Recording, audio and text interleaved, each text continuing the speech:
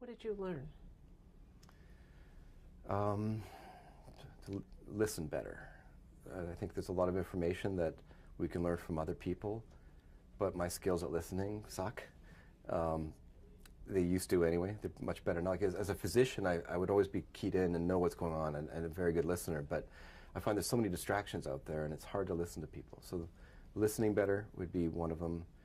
And the importance of putting away all the distractions, the cell phones, the messaging, the internet, the value of having some quiet time and alone, undistracted, to me, that means a lot. And I find it very hard because I end up getting stressed out a lot easier nowadays because of all these distractions. So the value of having time alone. What did you learn about addiction? That's a good question.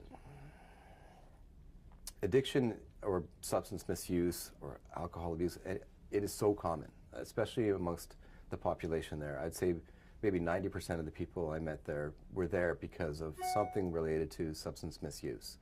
Even, we're talking about aggravated assault, murder, sexual crimes as well. There's usually alcohol or drugs involved. So that's very compelling to realize, like, there is a big, big issue here.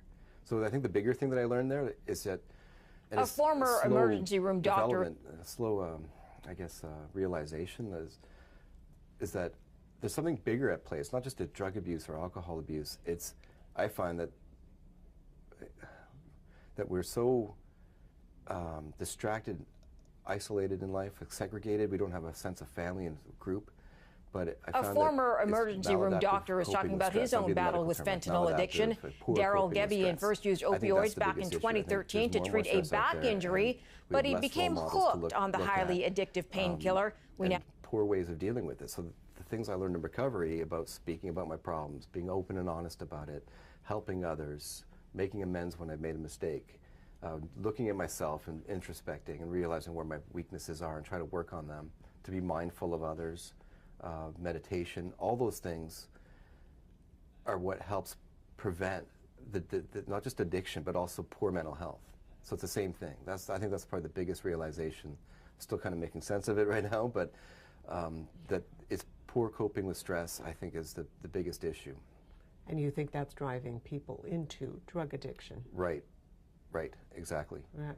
Because I'm sure with what you've learned with your profession beforehand, you want to try to do, I understand that you're trying to do something with what you've been through. Right. What is it that you want to try? Okay, this is really important to me because there's a lot of room for improvement. So currently, the federal government and municipal governments and Ontario are addressing what we call the opioid crisis. And we're talking about safe injection sites and bringing out Narcan or naloxone, the safe antidote, just about everywhere. But that is just the tip of the iceberg. The actual real opioid crisis is not just the people who are marginalized on the street downtown Toronto, who are poor and homeless. The opioid crisis is much, much bigger. That's the tip. The actual iceberg itself are the 20-year-olds, the 30-year-olds who are out experimenting or addicted, living with mom and dad. There's construction workers, other manual laborers, doctors, dentists, news anchors, like people from all walks of life. And it's the addicts out there that we don't know about that's the real problem. But I know that these are the ones that are losing their lives. Unintentional fentanyl overdose or unintentional overdose from taking cocaine or heroin that's been tainted with fentanyl. There's a group on Facebook, and they're gaining some power, and they're called Moms Stop the Harm, and I'm an honorary mom, also because of my story, because I lost my mom, but just to help, like I've been part of their group to help explain it from the substance misusers' standpoint, and this is unfortunately a large growing group of mothers and fathers who've lost their children to addiction or are in the process of losing them. And so what do you want to achieve? What do you want to add to it then? Okay. So what I want to do, hopefully, is a few things. Is to realize that naloxone is just catching people with overdose, but it's repeating the same thing over and over again. It's not providing proper care. The proper care is to get people into rehab. There needs to be quick and timely access to rehabs and detoxes for users. So when they do bottom out, they have help there immediately. Because currently what's happening is if they're lucky enough to find a place, and if they have the money, if they don't have the money, it can last 3 to 6 months, the waiting list. So they're reaching a huge, they finally get to their point, they're asking for help, and like, oh, I got to wait 3 to 6 months. And some of these people are overdosing, some of them, their addictions are getting worse. So that's a big issue. Like any other illness out there, cancer, heart and stroke issues, there's foundations out there, and we can get a portal of entry for them, and people can learn right away. But with addiction, there's no such portal. It's nothing online, no quick access to detox or rehab. So that's how we really treat the opioid crisis, is get people into rehab. They don't need to bottom out to get help. People can be educated to realize what they're doing. Like if I had the opportunity, if it was open to me, before I completely hit my bottom and got arrested, I probably would have reached out for it, but it wasn't there at the time, and I didn't want to get the help. So speaking out, trying to advocate for the government to pay and subsidize beds for rehabs and detoxes, and that would be that's the main one. So getting it ahead rather than dealing with them when they're already addicted and ODing, right? Right. Earlier on, just going back to your experience, what does this cost you? This journey? A lot. That would be the easy answer. A tremendous amount, but at the same time, the losses, which I can list them off, but at the same time, I have to say, like, something happens to somebody when you've been dragged through the mud and paid for it, and in the end, like, there's some sort of clarity, like, that comes out of it. So that's the amazing part, is by suffering, like, with adversity comes character and sense of purpose, and like, this is why I'm here talking to you now. Like, there's a lot of good that can happen, and so I want to be able to. I lost the point. You want to be able to make amends for it, or how do you made amends for it? Because I understand people lost their jobs because of you. Yeah, and making amends is a huge part of it. Just yesterday, I went to one of the grievance hearings for one of the nurses who lost her jobs, and so I'm doing my best in any which way possible to help. So making amends, that's a part of it, but the bigger thing is, well, that's not the big. That's probably the biggest thing I need to do right now is help the people that I've hurt in any which way. So for her, it was going to her grievance hearing and speaking and explaining that, I basically coerced her. I fooled her into thinking that I had back pain, but really I was going through withdrawal. And she filled the script, thinking that she was doing me a favor, and because I was suffering. Like, I totally manipulated in that situation. Again, this isn't the height of my addiction, and a lot of my judgment, and I don't want to make excuses, but this is what happens in addiction: desperation. Like, this illustrates how dangerous the drug is and how crazy it is that people will go to such extreme lengths. So getting back to the losses, my career, my reputation, my marriage, I have geographic separation from my kids right now. They're 5, 6, and 9. I put my in-laws through hell. I put my parents through hell, and my brother, sister, and aunt. What hurts the most? Probably not being able to hug my kids, not have them here right now. The rest of me is recovering, but like, they're growing up and their dad's not there. There's only so much that FaceTime can do, but I need to be able to hold them, hug them, give them a kiss. That's probably the soft spot that hurts the most. The rest of me, I'm recovering, and I'll get back on course here. But this is their formative years, and I'm not there. What will you tell them, or do they know? They're too young to understand, but there will be a day where I'll sit down and say, I need to explain to you what Daddy did, and what Daddy did afterwards, and the good that I'm trying to do to undo undo the damage I caused, but that I realized I found my destiny. This is it, and like, that's the magical story there as well. It's like, totally didn't expect it coming in this direction whatsoever. I thought emergency medicine was my calling, but I never would have predicted in a million years that, I'd be speaking and advocating for and destigmatizing addiction.